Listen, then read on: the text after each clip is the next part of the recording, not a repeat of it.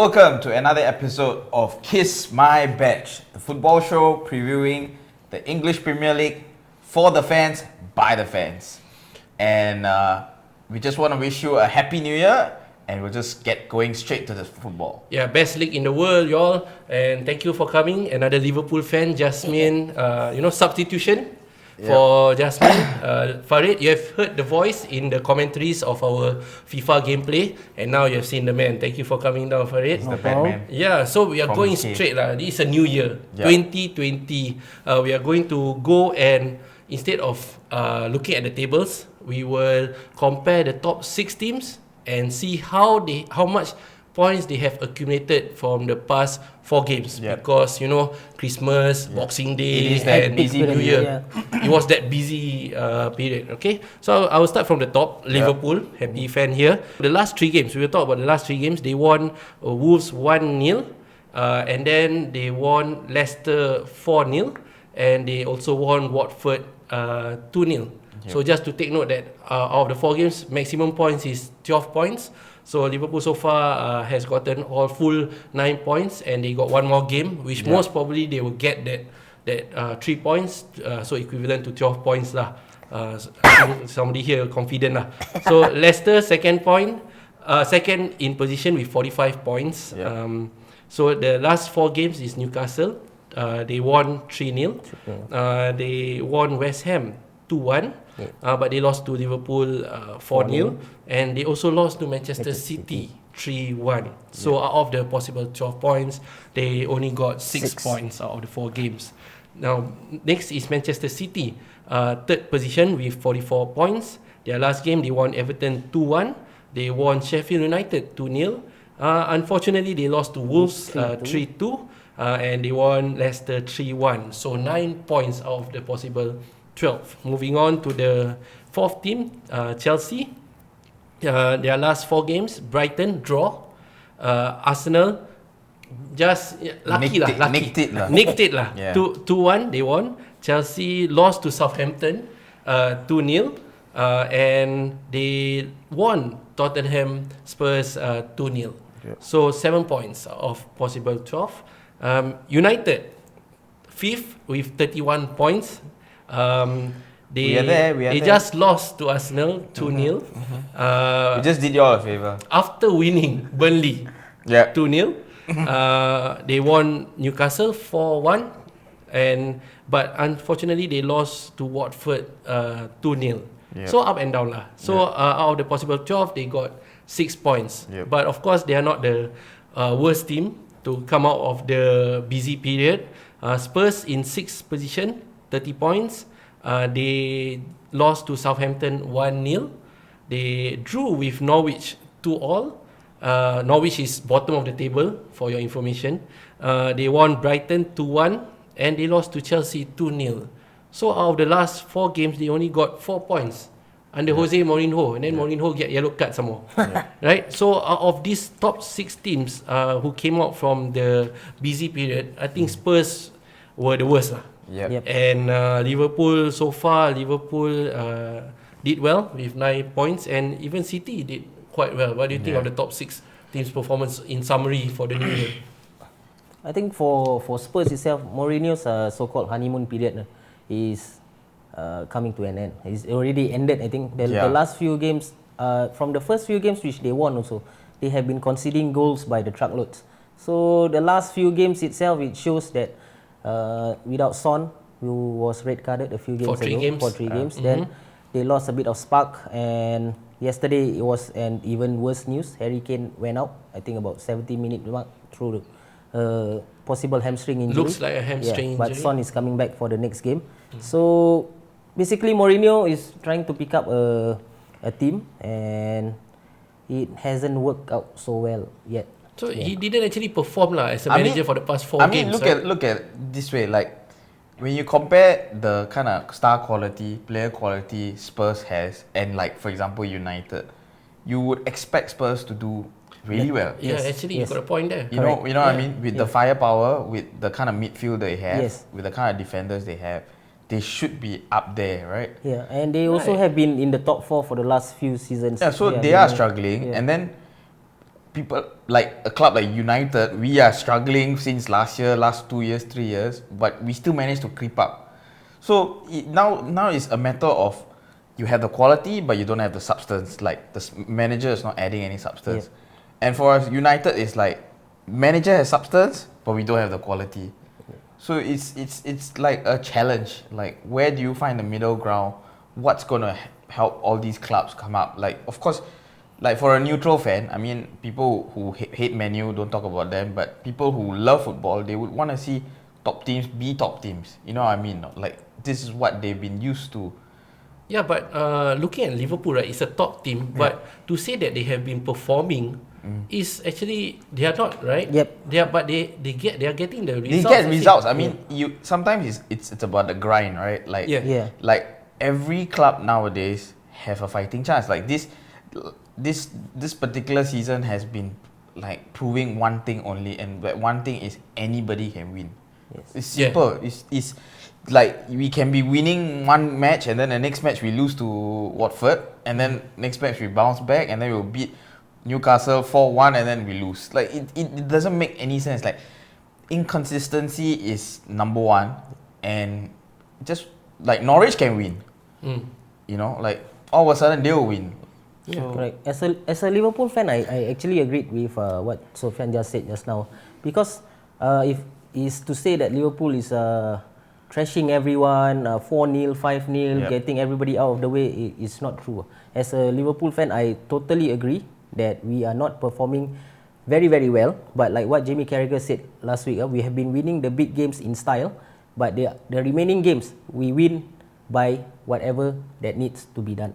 That's all. Maybe 1-0, 2-1 at the end of the game. We are not really going at all games, trashing everybody, knocking everyone out and making everybody scared. We actually give people chances to come back into the game, to think that they can win, and then suddenly, I don't know how, in the last minute they will snatch something and Liverpool ends up. Liverpool has been getting very, very good results, but it is not equal to the performance that they which one costs more? Minamino paying for Minamino or paying for the VAR? I think paying Liverpool now. Liverpool. This is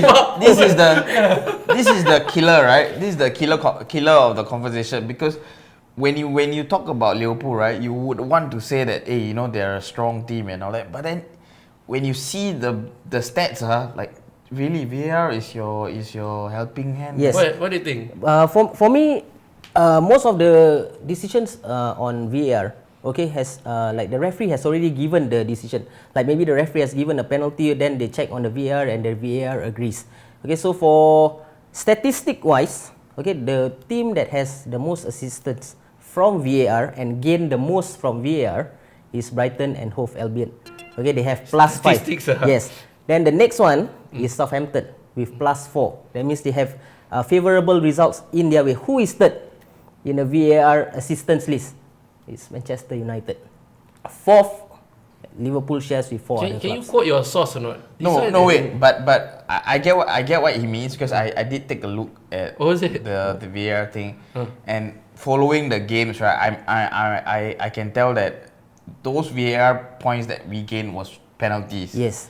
Because penalties were like always compared to, but for Liverpool, it's controversial. You got more controversial points. The thing is, like the last match, right? The last match, even I was surprised. Okay. The goal that was given at first, I also thought that it was handball. But when the replay was showing it, it wasn't.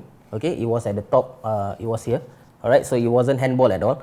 The equalizer, I definitely thought it was a goal. Okay, because even the players itself was not contesting anything, and they were pulling the ball back to start back, and then they were given. The Wolves player were angry with the Liverpool players, which is not even the Liverpool players' fault. Nobody was arguing about the goal. They just wanted to start it back, and then suddenly VAR gives. VAR for me, okay, this season, okay, is very controversial, and for me, it has not helped the game at all.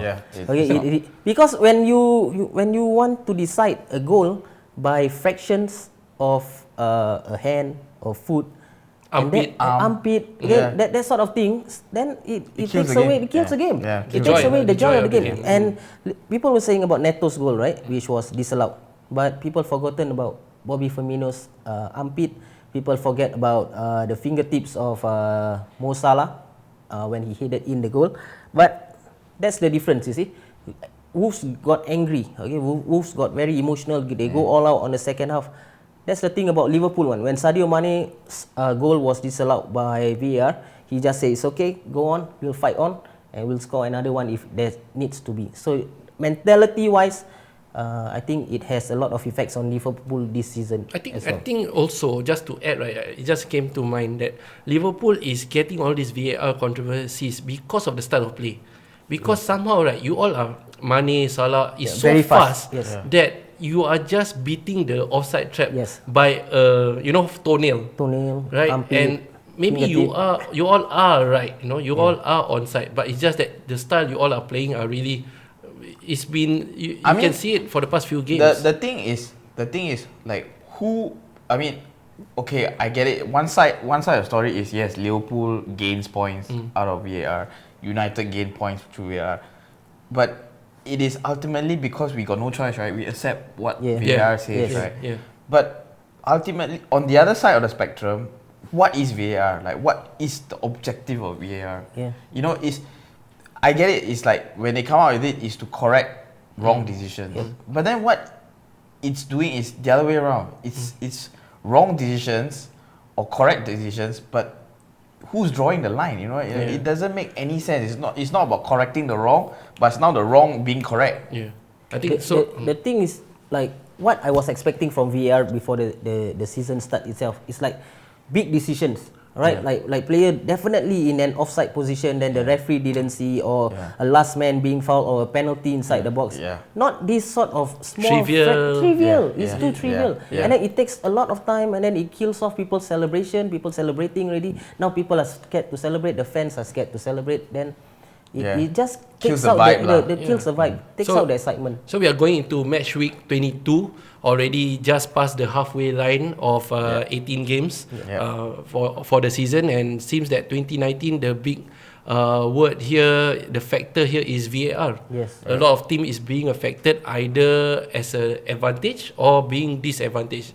Definitely both side of the coin, because Liverpool got some decisions going for them And also against. I think same for Manchester United lah. Arsenal easy lah. Their goals considered usually easy one.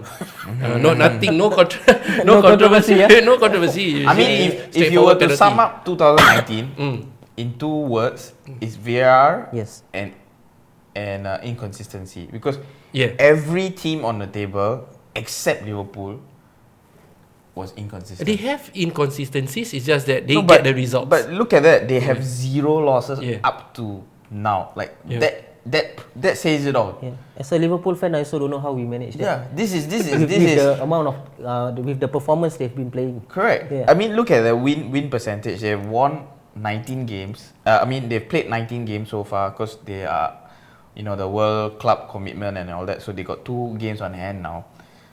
But look at that, 19 games played, win 18, drew 1. Drew 1 with us. Manchester United. Yeah, and 0 losses up to now, halfway point. Yeah. So, and look at the schedule, it only comes easy. Like, the next game is Sheffield United, which I think you will blow them away. So let's say they win at Sheffield United, they are 12 points ahead with one game. 13 points. No? Now it's 10. 3. 10 plus 3, 13 points. Oh, is it? Yeah. Okay, 10 plus 3, 13 points. Yeah. With one game in hand. Yeah. With West Ham. Yeah. Right? West Ham, with correct. one game in hand. So 13 points. Yeah. Confident? No. Until now, I'm confident for you, man. yeah, Everybody, all the other fans are confident. I think even I am confident. for the Liverpool fan base, right? We saw on social media and stuff. There will be people who are saying that we are going to win the league. I'm going to the last game of the season. I'm going to attend the parade, the victory parade. 85% of the fans is one game at a time. That is the Now's the hashtag. Yeah, one game at a time, because we seen what happened last year. We were in a good position last year. Then we seen what happened when we were with Steven Gerrard's infamous slip, when we already beat Manchester City and were in a very, very good position. Then when we were under Benitez as well, we beat Man United home and away, but too many draws, and it cost us the title. Man U ran away with the title.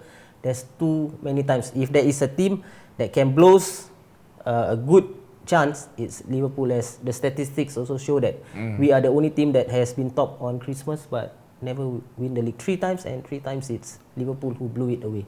So we are not taking any chances. As I saw a quote in the earlier of the week, with 2 games left and we have a 15-point lead at the top of the table, our fans will still be going like 1 game at a time. That's it.